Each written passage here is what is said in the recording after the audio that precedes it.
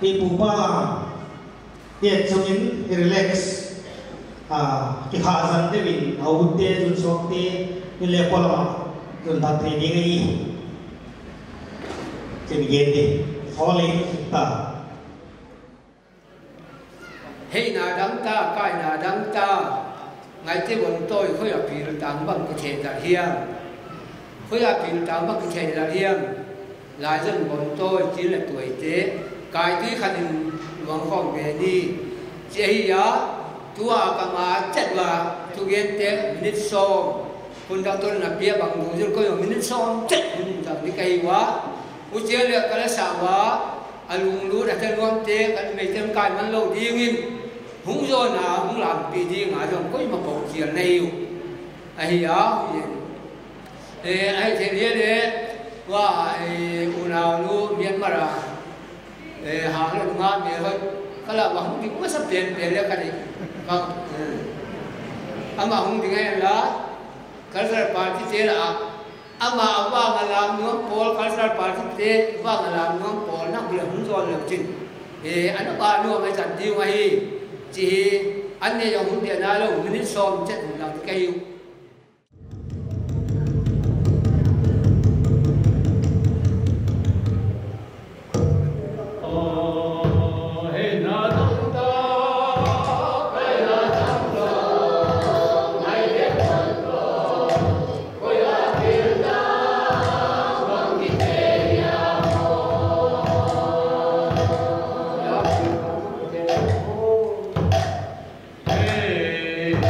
Voy a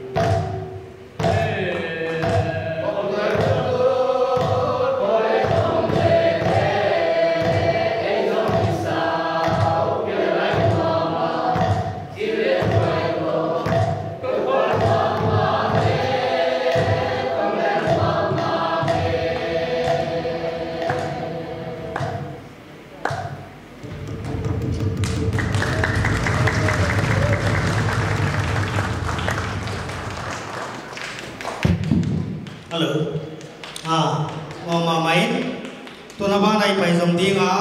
abana ding te ke saula cultural site mizota tuna ha somna han thona motivation speech OS comment thang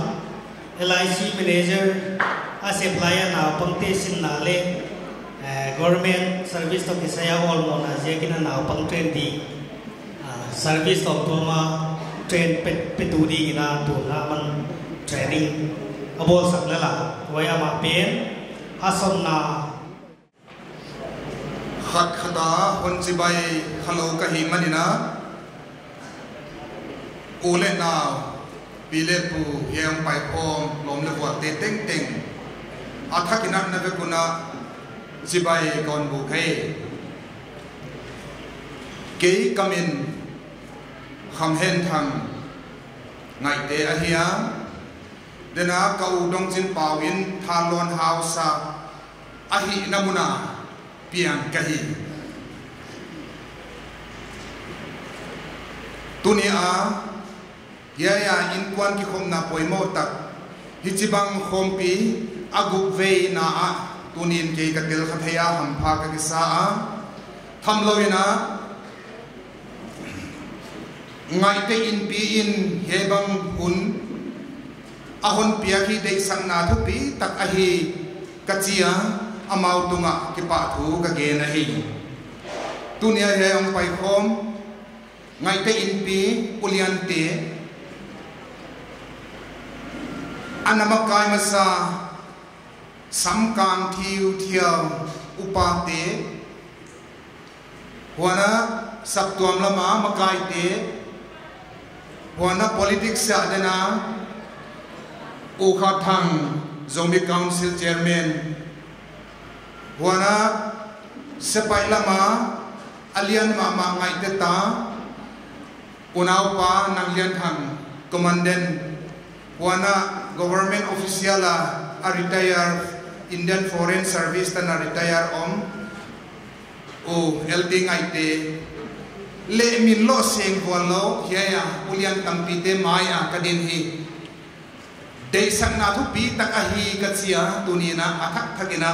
ka ki pa na thu ka puang a hi keima a thu gen ding lawai chiangena hun sau de ka tang thei da o ka chi semai tunina hun kine simta hi manina minute bang zai ke hun di kha minute giat khong ai ta diam minute ngamo o chei le apoina alom pina kon gen ding tunin ngai te ta tu suan te heang pai khom te ilakwa motivation program a hi thu topic a hi zia kena kei hi na tamlo cha ge na kei hi na leng ka hon gen man non kei ringa ka gen thei om sun government department mun tuam nga a ka sep nungina kum som thum le gu government service ka sep nunga retire ka hi tap ta thum le tu numei le pasalate nga te pu ka hi in kwandana kazi adam lai tunina unaute ye khom pi an gone ina mokki mai ke ni topan nama wa hinna le thil hoi sina le thil hoi lo akoi hi Deuteronomy bungsom thum chang som lenga apat som thum na akigela hi ye ya thil ni topan imaya ngai te suan tule ta te maya thil hoi lo ni to thil hoi lo le thil hoi thil ni aoma wai hi koi pe na tu nei tel dingu tunina vualzona tang dingina topan on dea I na le ditan na ama de dana atu pia te izui le vualzona tang ding e hi chi tunina he hom ke zille utwai ka sahi huana abana thil hoi lo te bang hi hiam I chi le mi te huana mi te mu dana tua bang nung sim ne a he hom pi inut sia le imaya manthan na le ham sia tua ding hi wa zagin he te gel koi pe to in ipaya apat na ding vualzona I tan thei na ding na ama sai na kapoi ni na a bang ahihiam apoi mo nupa ki tua masak ding ni na hiang pai khom atam zo deu te au palam I hi keleng tel khasim ta jua pension kai ta siang na abang teng hile in polama nunga tangwal te le ye in sungma ma leng atwai lai zo deu te tanau pang zo deu ne lai te leng tampi I oma tu ni na vual zo na ngai te suan le pak te itan the na ding na nupa ki to masak ding a hi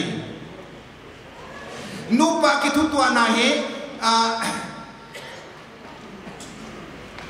hun atam lua gen di na le ka te ke so sen abang te hele nupa ki tuak te hi kwa te hi am ke min kazito nakinangay we on siak kitangay lo di danon koy way hi de khet lo way nupa ikitwa ihin khwa ading na tu nya hi ka gen utai le kum khat sunga ding plan bolon la na plan bolu 10% kina hello kitwa taga 10% na sep zo ule na in sunguna lo chingdiu 90% ka gen ke 10% why ding na ate na ayat stick ding na kum kha som la khani ahia ak khamasa pen kha nu pakitwa kinaklo kha dina hiunlan ak khamasa kha kina hetlo na nu pawa na policy na sep swat henge le kha kha kina hetlo na akhano na le na kina kaiding khani kinalaw na khathum na le na kina kaiding khathum kinalaw na linga guk so many kum khadina na kinanon kaidinga na insungu alo chingdinga de na vual zona keti na mawa to pan lui ai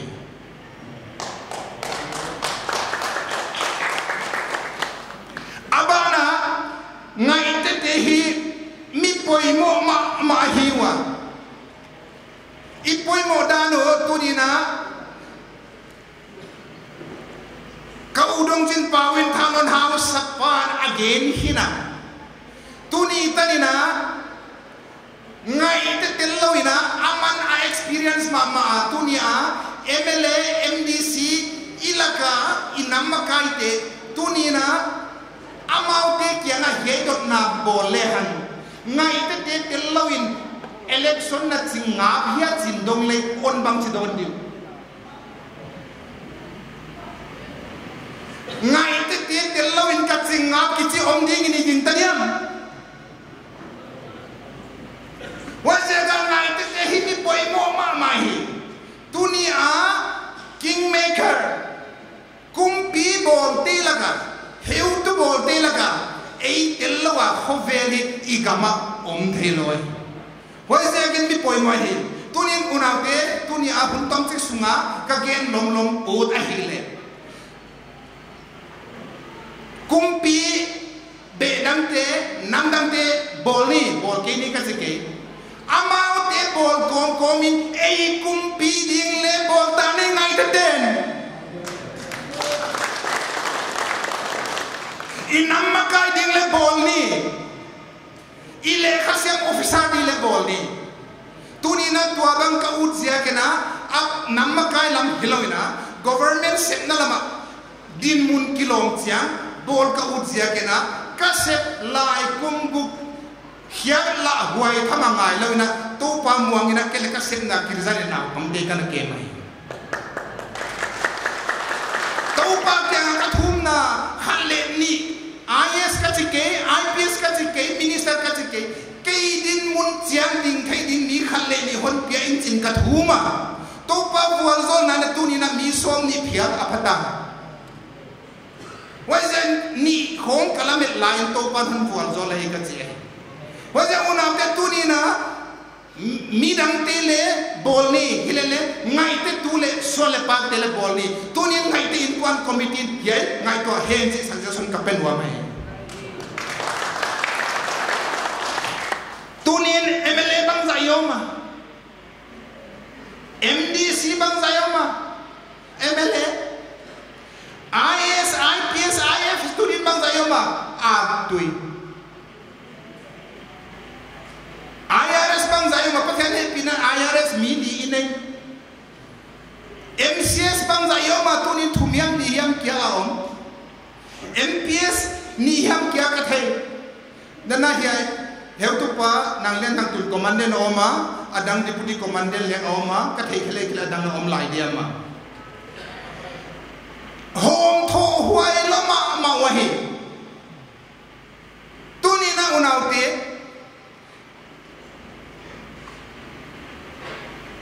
hiaya ithupi tunin mid der siar khawle ta le ni na ngai te in kwan ki tun ding na ding in pan la hom ni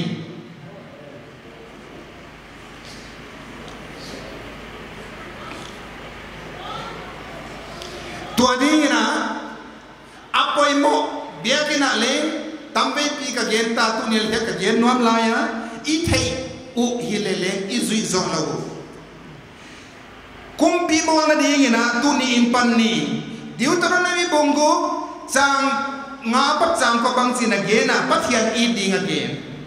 ta te phatwa ngai ta ka sin sat in again I ta te kia nga tu na ka gen hut se I ta te kia nga phatwa ngai ta I sin sak pe kia boy na u tu zilo hon phal ka hi a u tu hon zil pe ma aga na mu jiagi na hit bui apo na u tu zilin kenzo nule batam pite ka hobi khang na kenzo kata te a u tu alung lu na zil sat bangai ta alung lu na I chi jiang na gen thelo tham lo na bang subject azilwa I chi le le gen thelo kata te ka it ma ma ta te kep na ka lunglut ma ma sukul kai ka ba kha ka ba pia ka ke ma ta le kha ka simsat ta kep na chu ken chu priority pia lunglut pen ma chi achi le lom na ta pa na tanu in pol soma ma parsen bangza amwa thelo vin ta I ta ke min atapa result a percent bangzia ga thelo amma le amma ki hem lung ki mai mai Paul som la ni ahom zila bang subject azil thei ma science achi le a combination subject banga thei chi alo hi ve ma ni ki hem lung ki me chu BA on zila bang BA bang subject azil a subject zil le thei MA hon zila bang subject wa le thei lo Huchi bang itati ekol na akha kilung lut jolo hi veo na te Hojan tuni in hun paisa te isam ki theke hilan tuni in panina in kwan ki kemna ngai te phung pi tunding na ding ina pan la khom ni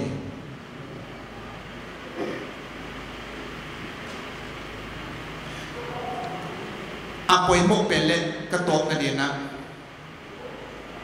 Silum tok val Hyderabad ka posting line Christian Fellowship Amy Christian Fellowship ka jiwa Why Fellowship platform ka bol de kuna minute khan ni kon belam line ka ma pa lo ja ga ham phat na kon la jek Christian Fellowship thum khom nai bol de ka jiwa Cookie worship service at the Alma, Zomi Christian Fellowship at the Alma, Patang Bangilo Diu, Auntie Ngayon Unau de Kituak dia ma home Kilhoye. Tunina Zomi Christian Fellowship akitsi chana Zomi group adina koya politicalized pa. KWC chana Cookie una cookie tan ko politicalized pa wo is again I fellowship ha non political name hi dei Zomi Christian Fellowship let's KD wa KWS let's KD wa Amy Christian Fellowship is the katsi wa Amy Christian Fellowship kum som valonta politician ki sama maten kay muda si taginaon muda wa Zomi Christian Fellowship atile tivel lawai vele adam kan kai heksi atile ken poi sahello ki gom khom na hinale wa zekin imina boy keni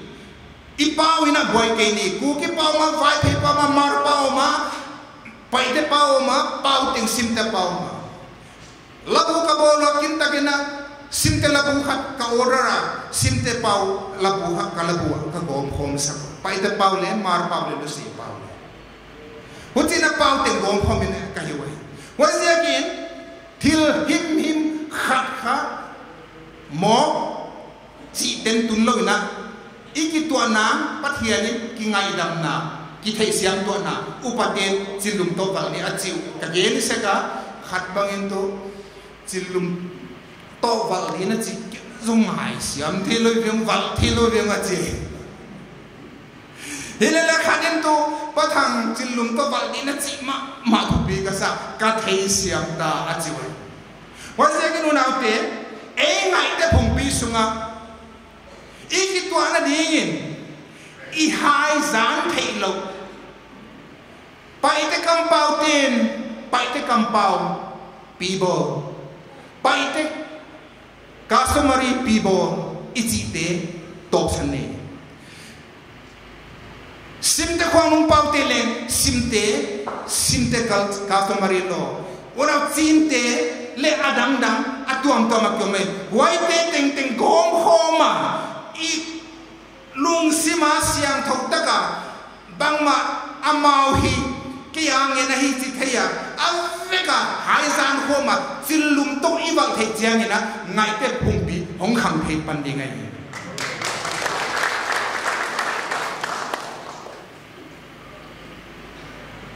wai again ngai te phungpi aswale pa ate I khan thei na ding na nang mo puak ai na in sunga na tate kianga bangza ve kampau na zanga tunin una kingai to ni tunin mai lam no din pai ni nung lamen ke ni ngai te phumpi topan vual zol helan na ve kuna vual zol na tangsia dingin illama dam takin bye bye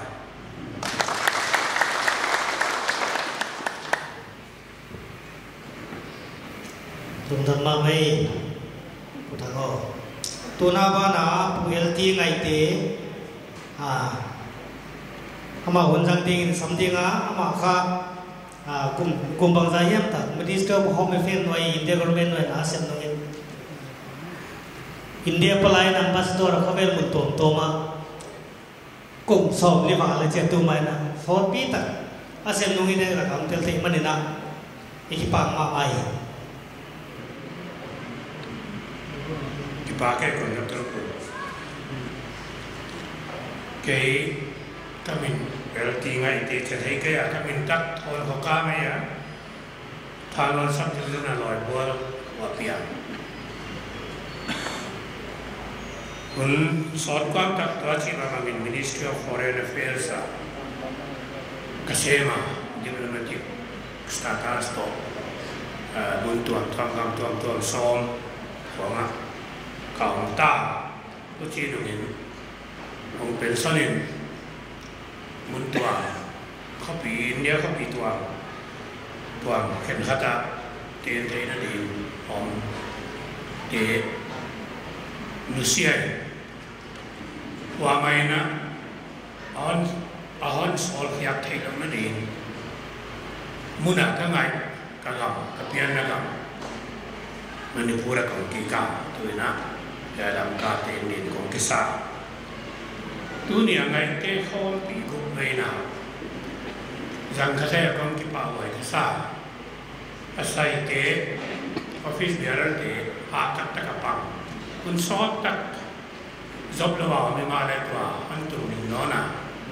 mi pi chira ta kai ko ma thoi lai te yen khom na nan bo office bearer te pada wai kisah wana ini bang tulian tina unsau lo ma le pia ka kom len ki pa wai kisah tu lai ngai te khom pi chi kha zan hala pan khon kha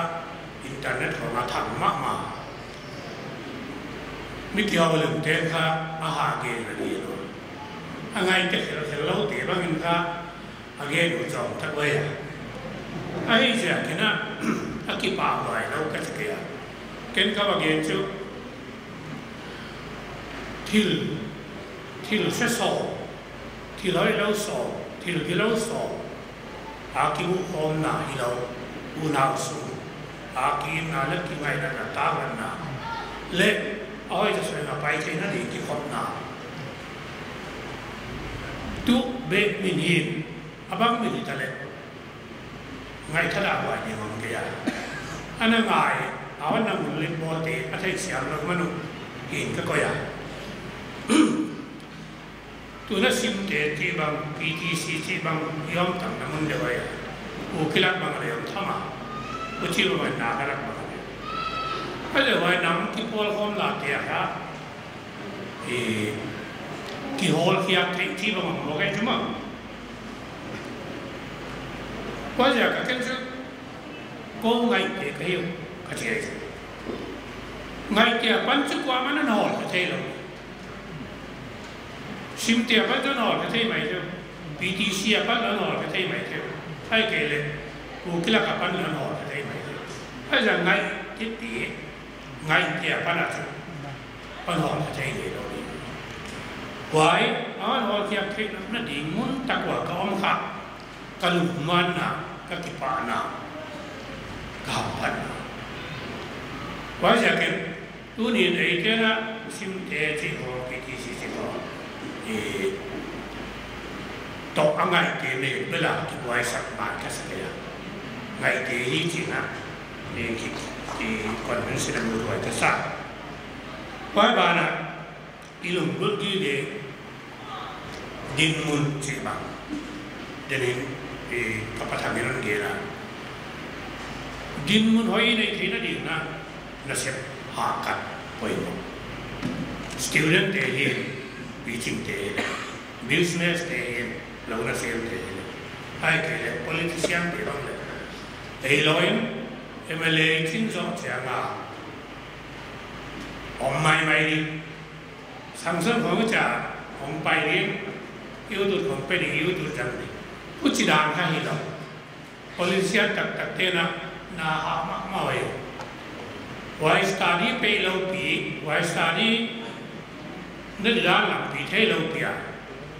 politician ไปเฮียดินมุนวันในขันเตไงตัวเดียวสิมีเหตุที่ไว้มากไว้ที่ข้ากังวลด้านไหนว่านะไงเตะดินมุนบางอย่างบางจากเตะดินไงเตะดินมุนอีลักาไล่เสียงเปย์ได้เกลอีลักาอเมียเอาสเปนดินมุนอ่ะกิเตะไงละไม่ใช่ไงเตะดินมุนเตะนะเป็นชุดไงที่เทละกับไม่เกี่ยนให้เปลี่ยนเตดินมุนอาคิเตเลยว่าจะคิดอีโฟกัสดินชุปันปีหายเตปันปีอันยังเปลี่ยนที่จะโดนสั่งว่าเตะสั่งมาเสียงไงที่เตดินมุนสั่งเลยเราดิตัวนี้มีครับสุ่มในเสียเพียงวางพัดเสียเพียงอินฮาวไซด์อินสองสามปีในมุนกับนักเรียนมุนตัวเขาไม่มาเลยไว้ยังไงที่ดินมุนfine lah. Sumtu kaya mai kaya mila munia makaya itana ilana hak sata khasate ne khomulawa naw tele hoi taka ba tholawa khasate waite din mun idam ka ma sia ya elam ka jama in mun ne lo mun ne gari ka ta ka tai te he ani kaอีเขาเราอีจริงกันไงตัวนั้นในคนเนี่ยตัวที่สร้างว่านะทุนเองนะไงจะได้บางสิ่งทุนเองทุนเองนะอีเนี่ยที่น่าสนใจมีอะไรน่าอีเสียจางเจ้าว่าทุนเองนะที่นี่ยังพูดทีละว่าอามาว่ามาเองอ่ะมีขัดอามาพัดตัวนั่นเองอ่ะน่าพิเศษครับนานาเสพเราปันปีนาเลยนับเปียกไงเราคิดว่าปีนาเลยนับเปียกไงเราอินหนังคนซาตาบอกในเรื่องตาเลยทุจริตไว้เพราะฉะนั้นมีซาตาคิดว่าเลยมีปันปีมีอะไรอย่างนี้เพราะฉะนั้นไงเต้ society ไงเต้อินบีนที่ทุกเดียวก็สักชูฮักสัตว์ว่าเตปันปีนา student ฮักสัตว์ in le lo a khasakak sa te le la ta khasakak sa te wai te ali nga pan pi na lam pi sum le pai ya ai ke le van ya wai hai tu di no hai ke sai ku chi la wa hi chai ba ki khop kho ma i kham thu ge i pui pa te tu pi dan khong ge ku chi ngo ka chuมีเทศกาลที่การเงิน public support ในกลุ่มนี้ด้วยฝ่ายของก็ง่ายกว่าเรา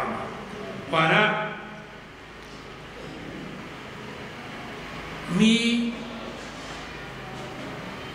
มีละกันปวาริขาสวัสดิ์น้ำสุนทรอีสวะอีขาสวัสดิ์น้ำใบหนักเป็นเลยอีขาหนักเกี่ยวกับ personal life กับ government life ก็ได้ office din mun bang tanyam ineya tunai na iki le ineya tunai na pawarisi bangayan government in set up rule aneya wai dun zuya icherin akoman te kai pawar khai mai tunin pion ya mai ke LDC ya MDC ya mai ke nen wai same sexual officer in industrial treatment office ของกายนักตุนมาตุนซ้อมดีงูจุอามาโมกว่าไงไอ้เจ้าก็นังกิสาสักินเอาตุงเหล่าป้าเฮียมังตุงเหล่าหนูอันนี้อันเป็นนี่กันเลยพิโอนี่กันเลยดรายเวอร์นี่กันเลยนับประวัติโซเชียลนับสับนี่จุไว้ป้าเดียวครับนับประวัติไปอีกนักศึกษาคนนั้นนักเก็บบิดสุ่มศึกษาคนนั้นในไม่ได้นักศึกษาคนนั้นนักศึกษาเงี้ยเลยนักศึกษาคนนั้นไปไม่เพราะอย่างไรก็แค่อิลุงสิ่งพูดได้ไปกษัตริย์ดูอิตามาที่ไม่ได้ประเทศเราเท่าไหร่ที่ปุยปาเตนั่นเองก็ติดต้องหินบังเต็มอันนี้จะเป็นก้อนอาตามปีตัวอาเซียนทำปีตัวไอ้เจ้าเก่งประเทศน้อยไม่ได้เก่งบางทั้งนี้นั่นได้แก่อันตุ่มเด่นนอดมีตั้มตะกี้อุณาบังเลยซ้อมและขัดที่บางจุดหมายเลยไว้ไอ้เจ้าเก่งมีนครับคนหมุนลิ้นหัวไว้สิคนหมุนลิ้นตุนไว้เจ้ากับบางไม่เรียนเราลายอะไรองหน้าปอดลงองเงี้ยปอดลงไว้ที่แล้วกับบางอีเดียอีสานไม่นะอีเทเสียงไหนหลักสัตว์ว่ากินักปีดีเราว่ากิเซลปีดีเรานักกิเซลปีอะไรกินักปีเลยหนังในหนามังสัตว์เลยสัตว์อามาตุกิบาเพราะเราเทเสียงไหนเลยอีพิลนะอีเสียงนะอีหลักสัตว์ตัวนี้อยากไปห้องแต่student ปุ่มปีเล็กเอาตั้งโจทย์อะไรที่เราเป็นอุปาปีจริงเนี่ยว่าจะฮิตดานะทั้งเกมเพียร์กว่าอะไรเนี่ยกายพุ่งเลยไว้สุดอเมริกาเอาไว้ว่าจะขัดลุงและรวยสปอร์ตไอ้หลังพาสแกว่าลุงข้าสุนเทบังอเมริกาญี่ปุ่นจะมาข้าเสียถวายไหมว่าบางคนเราเบียกินเที่ยวห้องเวกตาเบียกินเที่ยวซีนีมาว่าสักคนเดียวได้ไม่จะว่าลำเที่ยวทุกปีนะครับผู้ที่อ่านเลี้ยงคริสเตียนด็อกทรีนคริสเตียนทุกินตับปีอันนั้นหินปีวบอกให้ช่วยจ้าอามาคริสเตียนนี่ที่ practice ใครที่เล็กที่นอนเราไอ้เจ้าค่ะไอ้ดานะนั่งไงอันนู้นเลี้ยงป่าอับปัวป่าปัญหานั่งไงไว้คริสเตียนนี่ผู้ที่ต้องบอกให้จ้าทุมันน่าเรียนไรไอ้เงี้ยการเราเด็กไปต้องมาการยงไปเหี้ยไปแล้วจีเป็นบัวไปแล้วขอเลยไหมเฮลอยมาถึงเรียนไรสวัสดีกันดิงดูปีป้าปีการยงไปที่เพี้ยนที่ของวักเกียนป่าเกี่ยงกับอะไรจ้ะอีลุงซิมาค่ะว่าเรียนไรการมุนนั่นลุงซิม กินเองหมอแกช่วยหน่อยช่วยคริสเตียนฮีหลงดังอ่ะมาช่วยอาการนี้เลี้ยงแล้วเอาไปเลี้ยงแล้วที่ไม่ใช่ให้จากการเรียนไรไอ้สิ่งนี้กรีนเอาอีจ่าเบลมัวตะกาตัวดับตะการให้ไอ้ลอยที่ไม่เล่นกินแล้วว่าเอเชียนการที่หลักของเด็กคริสเตียนกับอิจเจคริสเตียนสาขาสุดอิจเจนเก็บบ้างเลยวัยงาไปแล้ว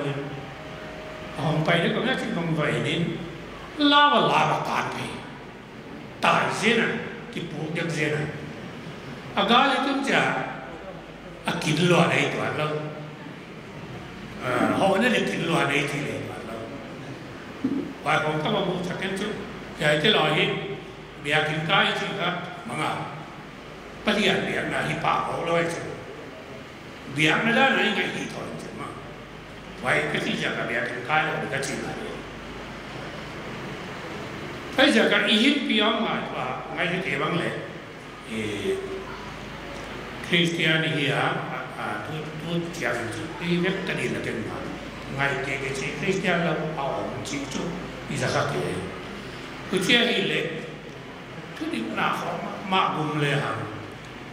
เฮาสักหน้าของนบสักหน้าของทุปีหน้าของปวารของลาหน้าของว่าจะปฏิญาณนี้ดิกันในเกี่ยวกับเชียงเนี่ยก็ไอ้โซเชียลว่าคนในเราเนี่ยสิครับผู้ที่ดำนะมีเต้อมุขเดียวฮันมินตาไทยเดียวนี่เลยทุกสเต็ปไหนมีเลยทุกมีเ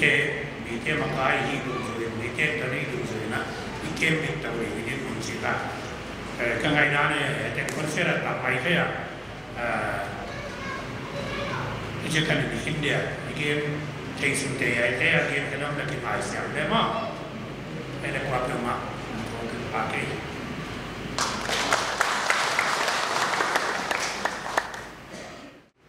speech President in Quan ngày tin Quan Imphal ngày tin Quan More le ngày tin Quan Burma Gambuk chỉ tiếng này là ya nó mà seperin ngày tin Quan Imphal thấy sao đi năm ngoái á yun tâm đàn lấy thế à cái các program masa aminit son hi hol cũng tun chiang aminit nga son là nga program này tôi cái chiang à tun idea lo pena minit son thì pena son minit son là nga cái gì na tôi đâu thấy xiang mà sắm ni na mà mai lẽ address pen takung cái đi na hun nami thấy rõ à kum khat pana kum zakhat ke ka te sangam te o ti na pi pu te bang ma gen na se na bi hi ke bel te khom piu ke khat sumina ti pya ji bi hi na ve khong he na tun ali ve ka ki hel na bi hi na ve ka ti te khom pi nei za ka ti na he le bi na làm giang khóngตัวเจ้ามีนะตามน้องขงพายเลี้ยนขงเลยตัวหิตักอันลีเวกเตลนั่นดีไงเฮียบุกเวยินี่นั่นแหละกันตัวไอ้มันนี่นะกลุ่มกระดมมากมากลุ่มซ้อมลีสุ่มขงลีเวกเตลขาไอ้มันนี่นะไงแต่ข้องปีมันชิมสุกดีไงเงินทอแรงมันสอบดีไงเจ้าเนี่ยนะอันนั้นกิจสักหอยมาใครกระทุกเกนเตะตู้น่าหอยแล้วหอยโรเบิร์ตใครข้างใครหอยตะการกิจสักใครเดินเจ้าเนี่ยนะก็พี่ทำถุงของกับโบราณว่าเสด็จที่ปากแกงโนมาก็ได้ข้าศึกจันบังย่อมเลยหนักดีเลยเฮียรีคอร์ดิ้งแต่แกงข้าศึกนับเปียกสักเลยในที่ข้องปีนี่ลีนี่งานเป็นว่าตูนี่แหละสอบเด็กว่าสินเตอินลำกามในปูรินเดียบายนำเลี้ยงทั้งไงเตยพีเอสเชมนอินฟาไงเตยกวนอินฟาละไงเตยกวนจีอินป้าเลกเอสของสถานอินซีพีควอเตอร์ไทป์339ลำเฟลป้า อิมฟาละเซปเทมเบอร์นี่ส่งนี่ละนะสังตัวขัดจักรส่งเงี้ยลิเกียตินกิพุทเขียเฮไว้พอดีงินเฮียนวยติงกิกวางเฮจีน่าเจอร์แมนจอห์นขัดทำไงเตะเซเรทรีเอลทำขัดเราไงเตะไฟแนนซ์คัมเทรเจอร์เลดมังคลามเอลมังคลามไงเตะอันนั้นปังเลดก็จะจิตเจตาเฮียกิเสลายาสินายแล้วหิมันอันนั้นละมาคงเจตัวเจ้าเป็นเมมเบอร์เตะพาสเตฟนบีนังจินไงเตะพาเอสทองจะทำไงเตะพาเอลเมนขันทำไงเตะพาเอลไก่ทำไงเตะพาเอสคำเฮทำไงเตะพาเอสเลียนจะทำไงเตะพาตีลังจะทำไงเตะแอดไวเซอร์มาสเตะเอสทำข้าวเปล่าไงเตะพาเอสบุญจะคู่ไงเตะพาตีลังก็ทำไงเตะพาคุกก็สวยเตะ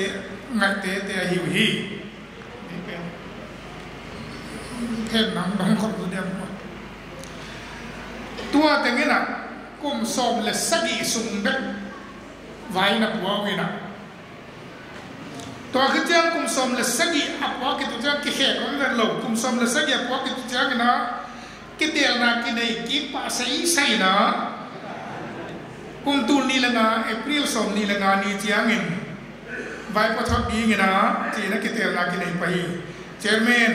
เอลนักเรียนทำไงเต้เพื่อไวส์เชอร์แมนจอห์นเก่งไงเต้เชอร์แมนจงมีคำสิลตัวอ้อมนักเก่งตัวเองตัวเจ้าเงินเซเลทรีเอลทางคันเราไงเต้แอสซิสแตนต์เซเลทรีเป่าเขาทำเอลไลส์ทำบ่อยไงเต้นะไอ้มาบางตัวนิวเกเลฟละก็มีนมั่วปาเล่นละก็จะมาเย่ไงเต้เต้ต้องกิจมาเว้ยจะตายได้เป็นโลกสังตัวเจ้าเงินFinance Secretary Dr. S. Damjin Thangaite, Senior Medical Officer.ตัวเจ้าเป็น Treasurer S. Mulza Mangaite, POSBI. Member Ted L. Kumlian Pangaite, Ex-President PTC, S. Chinpungaite, L. Kaitongaite, S. Lian Huangaite, L. Gochin Gengaite, MPS. CH Ngaite, S. Lian Thangaite, PhD, Take it out in he. ตัวเต้นจงกุมสมเลยลีของนักกิจไว้นะต้องกิจสลายข้าแต่เดียมากิเขกเจ้านายเราเขกคนนายเราเดี๋ยวดีตัวไงตีนปีไฟของเต้นะกลุ่มทุ่มสมองเขกป่าหมอกเลยที่บางเปียกกระถิ่นตัวพายเต้เบลเอาหุ่นจึงนายเราเข็มฟังเขาปีสุงาอันนี้ก็ต้องเงินของกิจนุที่ยังไงนะอินสักบังเก็บอะไรอีกเข็มฟังเขาสุงาตัวเป็นฮีกิเตอร์หุ่นลายที่อะไรลำกาอีบวยเห็นหุ่นลายตะกัวหุ่นขบเร็กสกุมาจนดิ้งเปียงตายสุดใกล้เจ้าน่ะอินสักบังเก็บอะไรไอ้หางอินตัวนี้เจ้าน่ะอินซ้อมงาส่งบังเก็บเจ้าไหนเข็มฟังเขาสุงาอินซ้อมงาส่งบังเก็บเจ้าไหนเข็มฟังไอ้เต็งกวนอินขณะเสร็จเป็นไว้แล้วนมนีดานีนก็ติวะปีอันนี้เป็นสีน้ำตุงลายนห่างกวางกษีวัวตัวคิดเจ้าเงินห่างกวางฮีโรวินสุมินกับเบียร์ตุงมาสเต็กยังกระโดดขมเสียลงมาหิมันินตู้นี้เจ้าเงินกระสมสมนนเกี่ยวหีของเงินพอเตยอันนี้พอเตยเจ้ากระสมเงินนิ่งเลยเราไว้เจ้าหน้ามั่งอาหารนี่นะฮิเป็นนี่ดังไลนะที่เหลืออันคิดว่าตุงไลนะสิกาดีนะไงเตะสีเทียกิเทเลอักวันมาซาสาตุงมาซาสาไปหางของมันดิพูดเจียมเราตัวซะเจียมเราเป็นก็ต้องมาแจ้งหางของในสตาร์ที่จะอนุโลมเต็มเป็นฟรีไหมตัวด้านนั้นก็นับไปอยู่เลยตัวเป็นออฟฟิศเตะโอลขัดบังดาบตรมังขลังจีเตะบังองศีนะตัวเจ้าสเตฟานนังจีจีเตะคมมาจากมองริตายรู้เจ้าสุมโดขีดดิเปลี่ยนไปเลยมีองตั้งนอนลงโอเคนะอามาซาจงกิจจงนอนแล้วเห็นมั้ยนะอัตโตมนั่นลำเจ้าสุมินะบางแสนขัดเป็นจีนะอิเลเจียนเรียกฟันกับเปียวอ่ะไอ้ห้างตัวจงสอนจงนอนหลับตุนสิกาลมันจงเกี่ยวโลเด็กๆเพียวกันนะเกี่ยคงกี่เงินพันนาฮิลาวินะนี่ดังเงินนะเกี่ยบางถ้ามันเลี้ยงน่าจะเป็นสิกาลนาเขานะอันเด็กกว่าไปตู้นี้เจ้ากันนะกันนะเสร็จนาปนี่นะกระซามขันตักเจียงกวางมาเกี่ยก็จะอีพักเทโลหุ่น สุดที่งานเราเนาะอาควานี่งานเราคนบางตับปีของนี้ตัวมันนี่นะที่ไปไทยป่าเราฮีตัวมันนี่ตัวบางนี่นะก็นักกิจวัตรไอ้ตัวเจ้าเนี่ยนะอินฟังไหนเตียงกวนก็นับบ่อยปีอินก็นับบ่อยปีเดียวพอเขาเตียเลยสี่ไงนั่นเราว่าสี่นัทูบังสี่ไงนั่นเราก็ติดใจกันแต่เสียเป็นอันในที่เราเดินตาสี่ของว่าไอ้แหละก็น่าใส่ขาของตายตัวเจ้าปอดของอัฐูเดียวนี้ police station ไอ้เกลี่ยก็ไอ้ตะกะอามีตัวอากิสุขเตียบังตัวเตียบังตัวทุกเย็นเป็นไงตีกวนหินาปันไม่ขี้เกลี่ยเลยกิเลสเขียนอุดหวยมากมั้งกิเลสเขียนฉันอุดหวยมากว่าถูตั้งปีกิสัยดีตัวเจ้าเนี่ยนะหนูประกาศถูจีบางสมไอ้จำเดินนะประธานคำนั้นเดินจีบางหนูปากกิต้องมีเรากี่เราไอ้จีบางอ่ะไม่กิต้องเตี้ยบางมันกิเลสสักลาเนี่ยทุกใบตัวคนเราเฮตัวเจ้าเนี่ยนะอุบิเหตุจีบางตั้งเวลาอุบิเหตุถูบางกิเลสหุ่นมาปอดขัดตี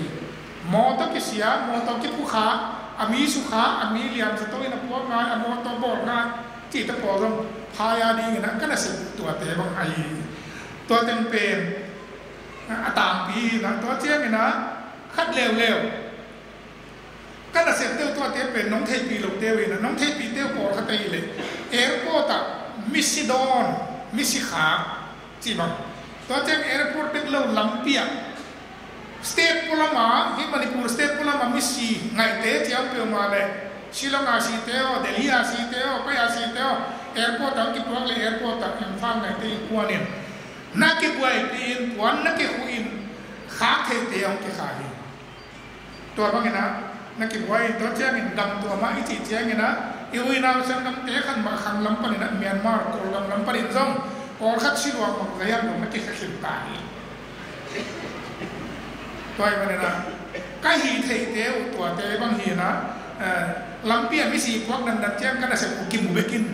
ตัวเราว่าแต่การอุปการทุกคนก็เกิดจากความน้องหมูปีตัวคนโล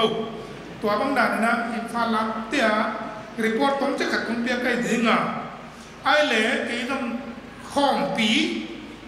ลีไว้นะก็จะนายให้นะที่ข้องปีอักกิฟันด่านก็ไงสุดเจ้ากินตัวบางกลุ่มสมนีว่าบางเขางกี่หิมอเลยลองแต่ที่ด่านเลยอินเอาปันเตะกลุ่มสองกลุ่มกิจนวลต่างเขาใกล้เจียงเงินเดินเจียงนะบ้านนะงาเว้บุกเวสกิเลยนะเขาเกี่ยวขลายดิโมจิเทเราใกล้เตะวันเล่ตัวไหนตะกี้กำคันตรงนาบ้างอ่ะกันลงนี้เหมาะมาเลยเกี่ยตาเข็นเราได้สักเพียดีหมู่โผล่ขัดเข้ามาหัวซับเป็นนาฮัดแล้วมาตายเจียงเงินเอ็นเอาปังเตะที่ดีเงี้ยเทเกี่ยบุกเป็นเอาปังโลสมุนเกี่ยเอาปังสกีดีเงี้ยมาทูเทนัววินองเกนน้องตกน้องผู้น้องพิลวินอับหัวฉันมาก็โดนดิ้งละมันตัวนั้นคนเราดิ้งเจียมเลยนะก็การไทยหลายดิ้งจีบอะไรมาเนี่ยกับคัดกำนี้ของเกนนัวมาอันนี้ส่งเป็นต้องไปไหนเราดิ้งไงอ่ะเรามีไงก็เตะเป็นอีเบอีผมเอาที่สุดตัดเชียงเงินตัวไอ้ทุกเงินดิ้งเตะเป็นตั้งโซ่NBBL lah kila ai NBBL itu kita nanti siapa ya NBBL lah guna nanti ya ngai tete be lagi mo tapi NBBL ngai tete kai cia ngai tete be lagi guna guna nanti nai loi level tete kan ina WhatsApp kau nak tok mama lagi long ngai tete be ni orang kisut tak cia ngin bang cia cil zoa kipan ni nak kisut nak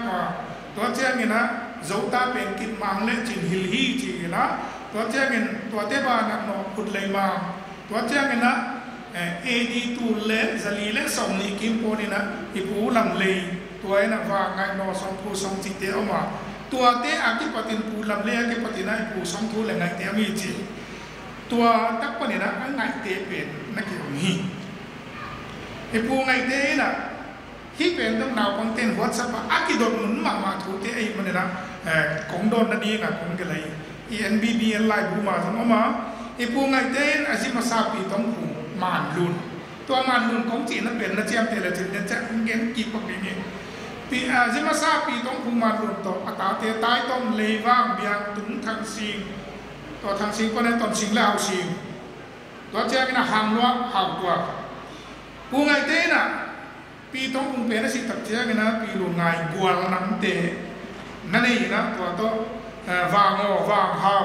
เชฟดูคุมไหลอิจิเตะตัวเต็งของเมย์ตัวเต็งที่โกนส่งนะครับที่ไงก็ได้เป็นคำทุยสุดเจ้ากันนะ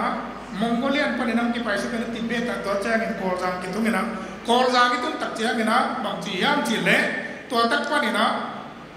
กอลหอมขัดนักกิเบลีตัวตักกิองฮีกอลหอมขัดเบลเทตายติดเจ้ากันเจเนอเรชันเป็นน้องไปนะบีซีตูนีไลน์ของปนินะองที่ไปสักนิดตูเล่เอดีตูเล่จะลีเล่สองนิเจ้ากันนะตัวคูลมุนเก็บกอลหอมสมกิตุนีตัวกอลหอมสมิตุนเจ้ากันมองโกเลียนปนองที่ไปสุดเตเปง่ายแต่เตเปเคลวินะเบดังตั้มปีสององฮีตัวตักเจ้ากันนะไอ้นี่เตเป็นบางอ่างที่ไปนะกิตัวนี้มีทีเลยไอ้เป็นอีเหลาเขาวินะตู้กุมารเขาเป็นเหลาตูจิตายเจ้ากันนะเหลาทักว้าทีละเหลาทักอัดเนบดิ้งส่งเตยมันนี่พอตะการส่งอินเล่เหลาต่ออัดเองแล้วว่าเหลาทักส่งตะการไปสุกินกอลจางกิตุนีตัวกอลจางกิตุนตักเจ้ากันนะกอลหอมขัดตัวเจ้าเงินคูลิจิเป็นอุกิตุงสุตัวคูลสุนัขไงก็เตะไปเคลวินะตัวคูลเป็นตัวนี้เจ้าเงินลายสักเจ้าเงินมันจะเลยไอ้ถึงคอข้อมาตัวมันโลคูลาเปียงอย่างเงี้ยจริงมั้งคูลาเปียงกิจิลายแต่กันนะเบตัวมาเป็นว่าเบน้องโลเบน้องไงเนาะเบน้องเลยกูไงเตะป้าลำเลยเจียงอ่ะบางทีไงกูไงเตะกิจิลำเลยกิจิโลมอบางเดือนเนาะสองของกิจลบางเดือนจีนฮิลกิจลอีจีเตเปเบนักเกี่ยวลำนายเราเบนำนายเราเวนะตัวคูละกอลหอมไม่ยอมตัดเจ้าเงินตัวกอลหอมเป็นคูลิจิเป็นตัวลายตะกัดสายยางเขาตัวละมีตัวลายเนาะในนี้ดักตัวเรียนจะทั้งนี้ตรงนั้นเชียตัวลายตะกัดสายยางเขาตัวเอามาหิมันตัวคูลเป็นนะของกิจเตเงินเบ็ดตอมจะมีตัวตะกัดเบของที่ปันฮีปูไงเต้ต้องตัวตะกันนะมีนะตัวตะปันเปียกินะตัวไอ้เกล่เบดังบังนาแล้วอะไรปูไงเต้บางเนี่ยมันรุนเต้เจียนในไทยดิ้งยามกวนลังเต้เจียนในไทยดิ้งยามตัวตะเป็นคูไลเปียนนั่นมันเป็นเบตัวอีกิโลนาวเลยตัวตะปนาอาบงไงยองมันนาวินิฮักฮีตัวตะเจียกินะคูลปนี่นะปูสงทุยนะอันเอาปางไงเตะตะปามาตัวไงเตะมั้งอีปูลำเลยตะปาไงเตะโซนินเจสองทุยนะเอาปางไงเตะโซนินมิดังสองลีโตอาจิเตะตัวมิดังสองลีเตะกว่าเตะดีเงี้ยมาลุงเตะกวางน้ำเตะตรงนี้เตะกุยเตะตรงนี้เตะกว่าเตะตรงนี้เตะตัวตะกะคูลาเปลี่ยนเต็งเปลี่ยนเบียตัวอินกวนตัวมึงตายแจงตัวมึงนะอันนั้นโซนินตัวเจ้าเงี้ยนะขอกิบของบางของตั้งเปี้ยมตรงไหนตัวเตะการตรงนี้นะจีมน้อยหัวละสาธิเจมอปูสังทุยอันเอาปังไงเตะเลยมีดังสมลีโซเนนจีมน้อยหัวละสาธิตัวนี้เซอารอเตอินอเลตร์เฮดแต่ว่ากิมุนเงี้ยเลยเนาะอารอตักโลตัวจีมน้อยเจียเฮดกว่าตัวจีมน้อยเจียงกิเกลเปนตัวหัวอาสาตะไอ้ไงเตะเป็นอนาคตเดียกเตะอย่างมินโลกเตะอย่างบางครั้งจะเลยกูสังทุยอันเอาปางไงเตะโซนามิดังสองลีโตจิเตมิดังเตะเป็นอาเบเป็นบางมุนกิเกลเลยไอ้ยังไงเตะอีปูสังทุเป็นกว่าเตะแต่ยังที่เทลห้าไงเตะเป็นจีนน้อยข้อซาตินะอาเบมินนักกิเกลไงเตะตัวอีมันนี่อาจจะตาเราเองนะบางเมื่อเราจะมีการชิลินะบางทีเราเอ๊ะตัวเราจีมน้อยยังไงแต่ไอ้ไงเตะเป็นอันนี้พันยักเตะอย่างนี้ตัวเจ้าเงินทางสิงเตะอีปูไงเตะนะตอนเราโก้จะว่าอีมันไงเตะนี่สักตอนจีบางจังหวะนั้นตัวตะกับอามาเป็นหาวกิสายนะตอนเรากิสายนะมินทางกิสายนะตัวเป็นทางสิงนั่นกิจสิงกิจเจ้าเงินนะนั่นไม่เต้นนับว่าเราสิงเต้นโน้อากิจเลยอาสามตัวอีมันนะอามาเป็นอีปูทางสิงเตะเป็นตัวตั้มนักกิโบราณมันอาฮีตัวเจ้าทางสิงเกลหลายตะกันนะต้นสิมเล็กหักสิมเป็นอาสิมไอ้ว่าโอ้บุยเตะทางก็ยังสมาเอาหลายตะกุนอามาเป็นอีต้นหลายตะต้นสิมเจ้า อันนี้เจ้าหน้าที่เดียวนั่นเขาอีเขาหลายแต่เป็นเขาซีนเจ้าองค์กิเทตันตัวตั้งอามาส่งตั้งมาแล้วพี่จึงเต้าของเขาเจ้าเนี่ยตรงนี้งานกิสกุลเลยผู้บุยเตตะป้าตักเตยนะอาเซียรู้นักข่าวตอนเทลตัวตั้งเจ้าไอ้เป็นถ้าผู้ทางสิงตาจีเนี่ยโอ้อาจีตักเจ้าเนี่ยนะอาซีมจีอุนนอนลงนะอาก็ซีมที่ลงนะอามาส่งต้นซีมเละทางซีมนั่นก็แค่นี้จีนะอาชีพเราเนี่ยหางล้วนเตะตะเหลวละหัดรัวจีดันก็หนังเกินมาเกินอาหารล้วนไว้มาจีตัวบางนี้ยังไงตัวแหละไอ้ลูกพี่แต่พอขันบุกแต่พอไม่นานจีอาหารล้วนเลยกิโลตัวไหนเลยไอ้ปูไงเตี้ยวไอ้ปูสองทูเตี้ยต่อยจะอันนองขอบลายตะกุนะอามาเป็นดาวเจ้าเห็นนะหางสันน้อยเป็นนะหางรัวจีนนักหัวผู้หิโซะตัวเป็นอาหารรัวนาเตเป็นตัวมันมีสไตล์วางเราเตเป็นไอ้ปูไงเตี้ยวางทำมาไม่มันนี่วางเรานะเจียวางห่าวเตี้ยต้องวางพันลายตั้งเลยห่าวสักลายตั้งกี่ตัวกันมันนี่วางห่าวนักจีตัวแจ้งคุมลายเตเป็นที่น้ำเงินนะต้องจะขัดเส้นขัดน้ำเป็นน้ำเงินคุมลายเตตอมนักกิจมามหาเงินอะตอมเป็นในกี่ดีมันนี่ตั้งเงินนะอากาศหางเป็นเตกามาโต้งกิจเป็นเตมันตั้งปีละสี่ตัวลายตะเกียบต้องนาก็เตตั้งขุดเตข้อมือลงเอเนซีนละก็อากาศมาต้องเป็นเตจะงานอนุเมตมาตั้งภาษาลิมันลงตัวมันเนี่ยตู้นี้ต่อมีคดีเนี่ยไอ้ตาจะเป็นนะคุมลายเป็นคู่มีเลยนะคุมลายอีปูไงเต้นะอาจูเดียวเป็นคุมซอสพี่เจ้าอีจูคุมเสาลายเจ้าลิมบ้าไม่ให้จีตัวมันนะตู้นี้เจ้าเป็นต้องมาอินซ้ำนี่ของตะกี้ห้างคุมมาลายห้างนี่ดังเจ้าต้องคุมต้องเด่นดีนะผมก็เห็นนะยังไงแต่ของพี่เป็นตู้นี้ของพี่เป็นอากุเวนะมันปูราดีเจ้าวันต้นต้องอะไรแต่ของพี่ในไทยดีเงี้ยปัสยานี่ไงแต่เด็กฟังก็ได้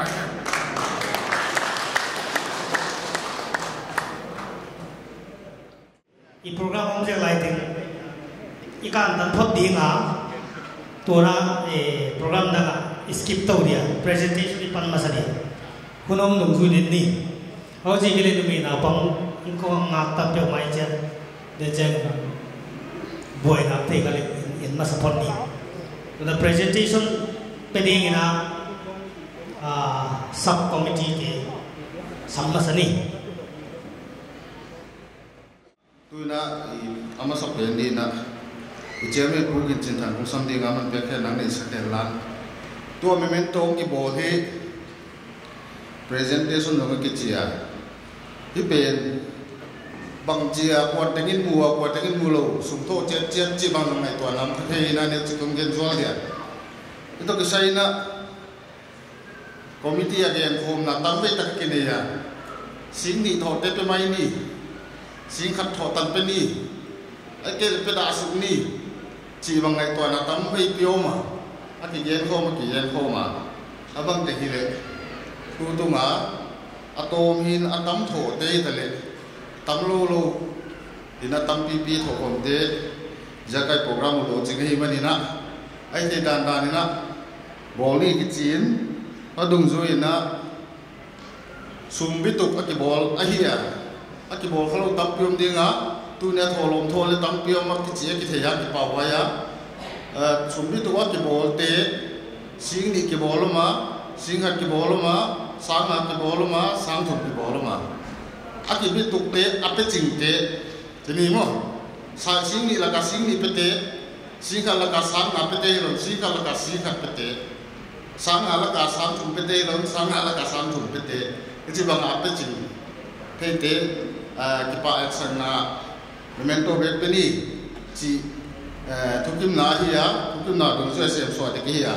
tu na ama sa pen di na ama sa pen di na asuma hilo sial lian pi mama ei ngai te swan te la ka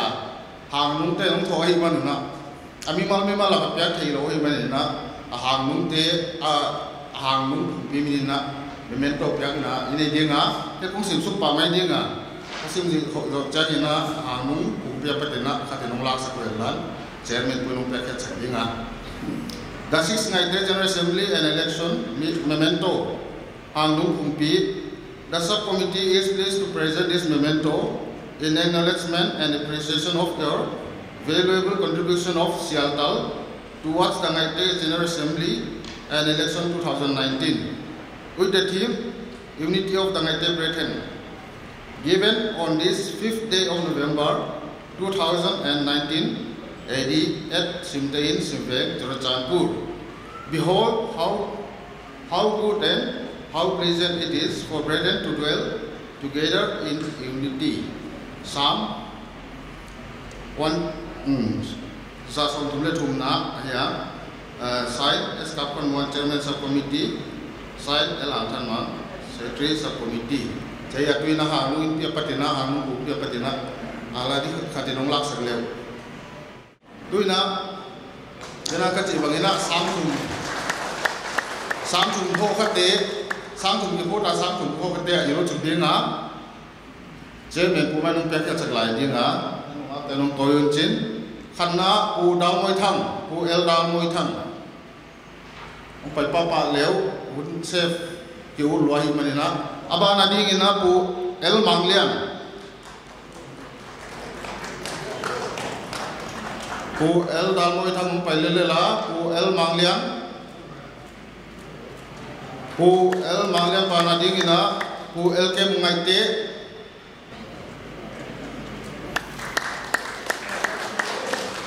Malayang Pai Lelela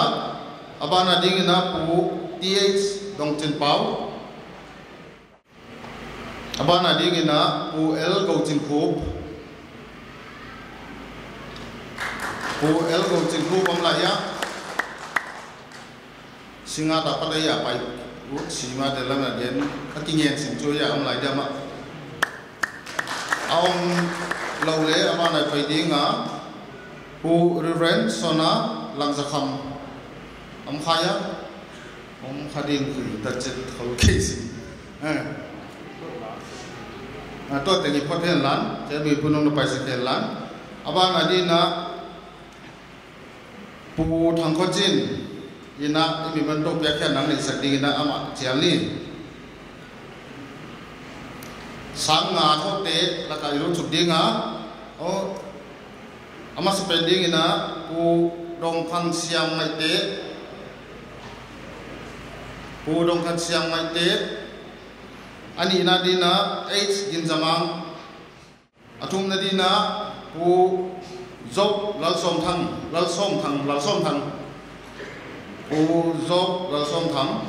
Omya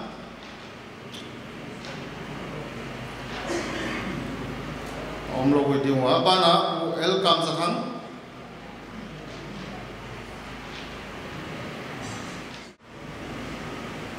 Bana Dingina Thangzamang Singte Mori Thangzamang Singte Mori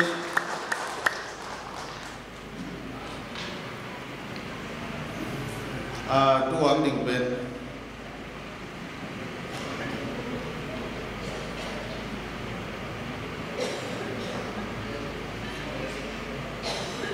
Tua Thangzamang Ang Lak Sakben Pauan Thang Mori Apataya Ngai Tin Kuan Amore ya Joint Secretary a chairman to a secretary mo thai lo manina ama more pata representative jang ahi abana Pu S Mul Zamang Ngaite Pu S Mul Zamang Ngaite dinga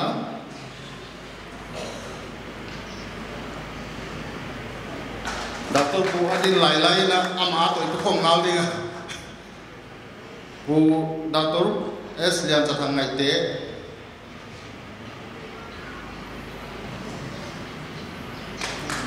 Tupate Abana Dingina Pu S Kam Thang Abana Dingina Pu S Don Thong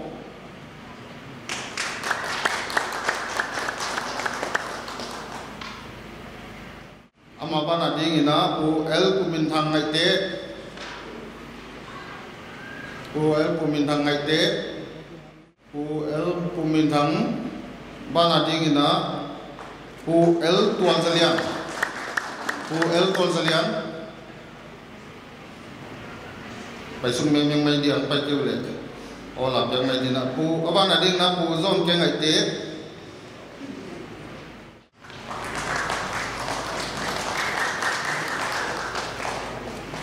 aban ading na pu es kum kukang pu cho ngai teom lahia pu si ngai teom lahia ama nilamang paile tua zo to kitu dina pachin nung na paisa nelan pu cho ngai tein memento hong kan nang nei sadi na ma chiangli 1986 laya lam janga ngai te student min nei laya ama win office ki janga phaile na ha takana pang phaile na ma win hi dei pang taka ki jang thei ngai te student mi lam janga ngai te student min nei laya pata kana thei de thei lam le lon kama hin sim ta tu ni nam tel thei mani na ti pa waisa amana ongom khat sak ding na sikat te samsung phote ai dinga ama spending na es pum zacin nang pai khaya au wong pai le la ban ading ina es pum zacin ban ading ina es thong min thang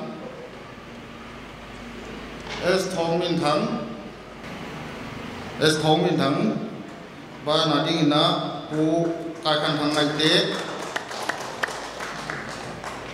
kan thang ngai te pu kai kan thang ngai te hi pu khamen thang inong lak sak de kai au pa anau pa lak sak de kai chini pu elgin jalao lak sak te du na pu elgin jalao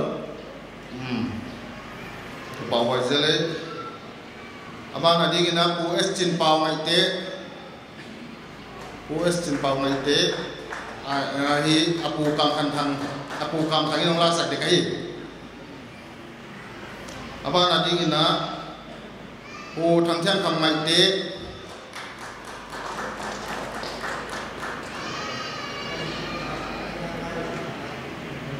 le chat ta mo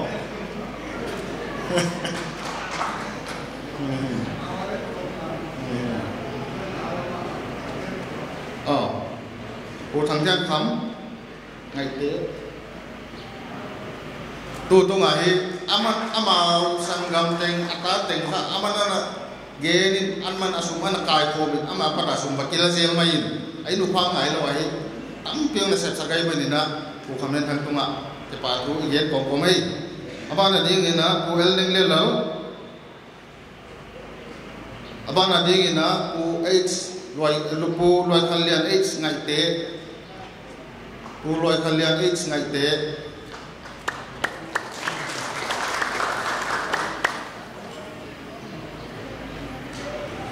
tua sab sing khat thok abai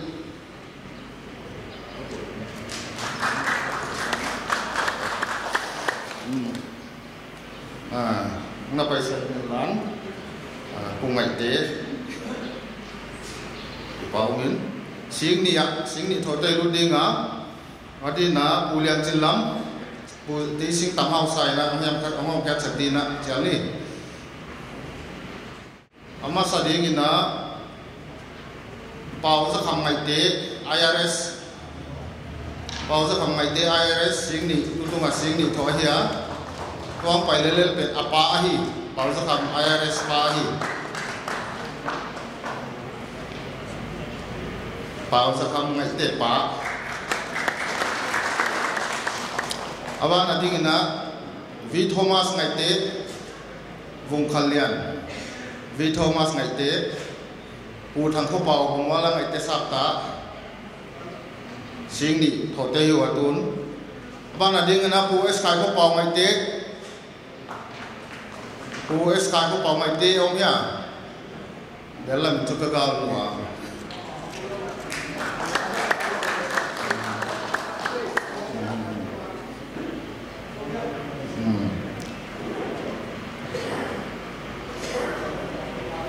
abana dingina pu el nang thiam kham mai te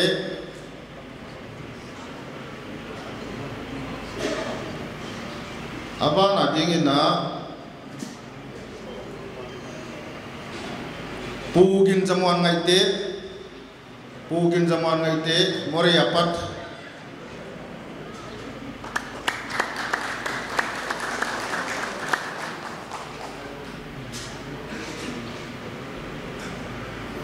aban ading ina pu ti jam chin thang MDC ong pai ka kei mo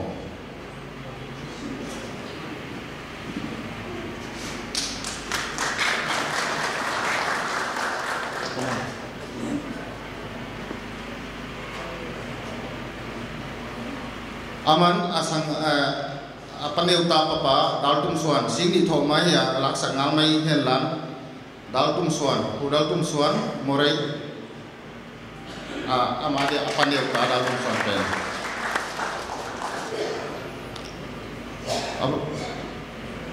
aban ading ina pu el nanglian thang Imphal singni tho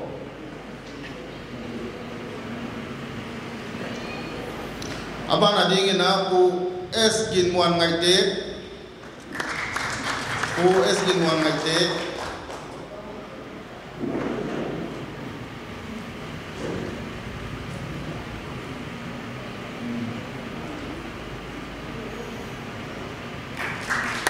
ku pawaya kin gop ta hi mani na khan khat bang chairman kai na to hunong ki pe khalo bang yamam phak ta na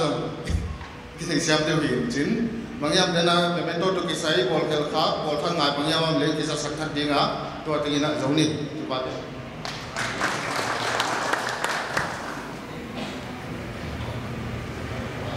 to in financial report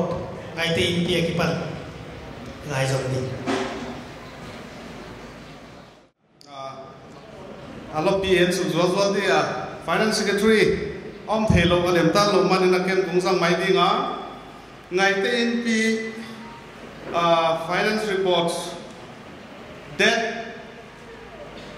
tarik yat khasagi 2016 apa dina tu tarik li khasom lekhat sani le som le kwatan ki kala isungmu nale izanna yen su zo ding sin moni by OB members sa kiche hote panin sang le jaguk le sang khat jaguk le som kwa emergency fund kiche na lewang kon committee pan sang khat bengtung kon apan sang khat hangung apan sang khat sonai kon apan sang khat ona in end of night te in bi by el ginjalal sinte apan na sang thum imu na to atenga hiya apeka gomina sangiat jaguk le som kwa kimusu ahi azat nalama hi stationery zanina som le lenga news publication zanga certificate united fees bearer te bona sangkhat receipt book print na sagiat cash book finance ading le na zanile chengsom stationery and printing charge and som le obi meeting refreshment zal som giat wana apoi mama ichidiama zang lo se zen khai diama tom chikine na kala hi sumsi laina demonetization hun laina sa ngale zanga khe khalo na ki koi chip kha dela secretary again pe na hiya wa hi ki khe khathe no loina sisak kha hi ki sisak kha tu le la sum ngai ten pin sumane sumtanga le hi zani le som le nga ki ne hi tan wa ge ki ba ke finance report te dia dam nam pia pathian thuma masai ki pa thing yen masai tu tung i khom pi na diwa sum kai khom mi ki phal pe tho khom hi lak li le sang som yan le gu tu ni tani na ya kunga donation box pe ni aki hung man mai kia wa hi bangjam diama total expenditure den tanina lak thum le singuk le sanguk le izakwa le som thum aki sing le la tu le lina khuta lak khal le sang som le kwa le som sagi om le hi yai ting hongai di aditil takina kwang le ong tam lu de chianina tu le lina wala 19,070 omahi kakipake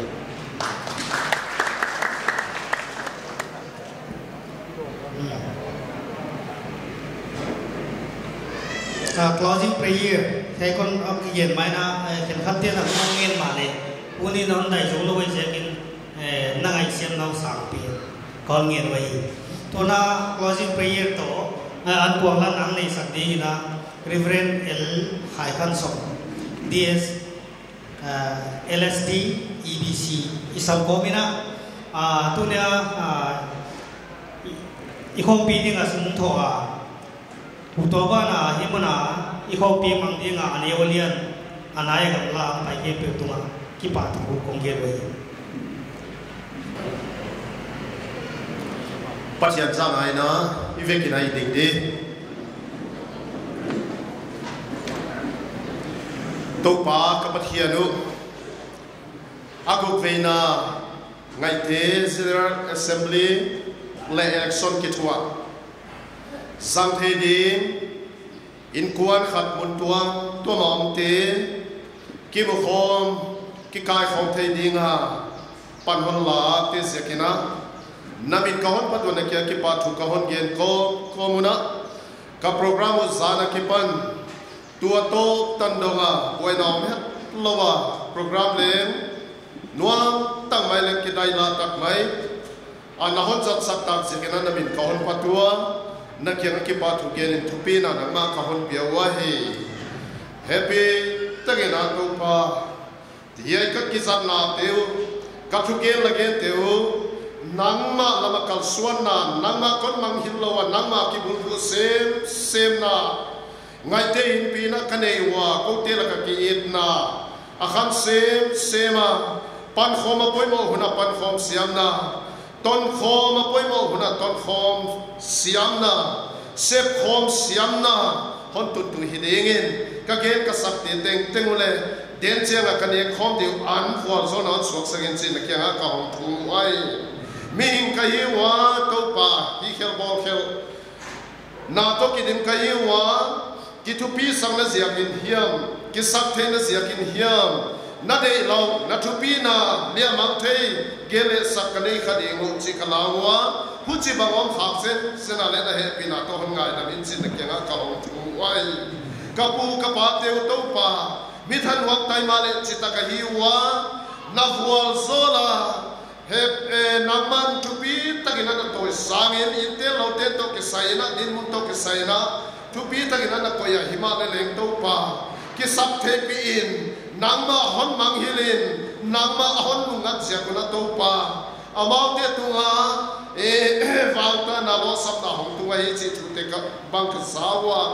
bana to pa mai la mun ale to dik to thai sel ding kamawa bual zona le hamsia kapal khate te dinguna na koya nangma hon phoga nangma kinga a milim pathian te belowa ai kale dang kasum de tana ki sapte na wai ham na te a ki sumang mai lawa nangma kahon song nangma kahon belwa kasepe ti tang na ginom na kal na to kasepule nangma na bual zon no ding na hi chi te phokoma yai ngai te pi ngai ta suan te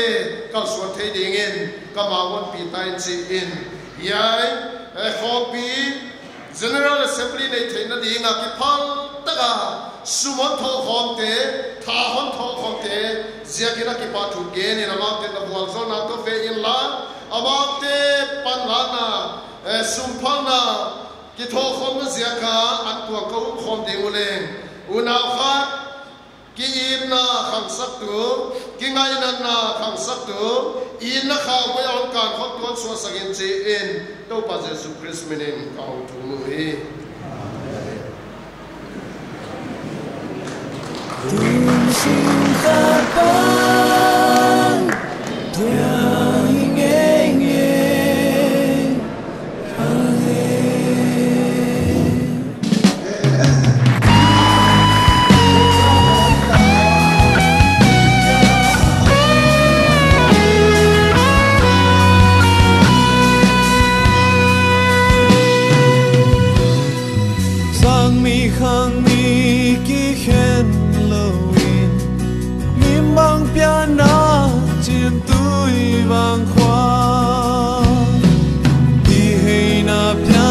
Dang zong he,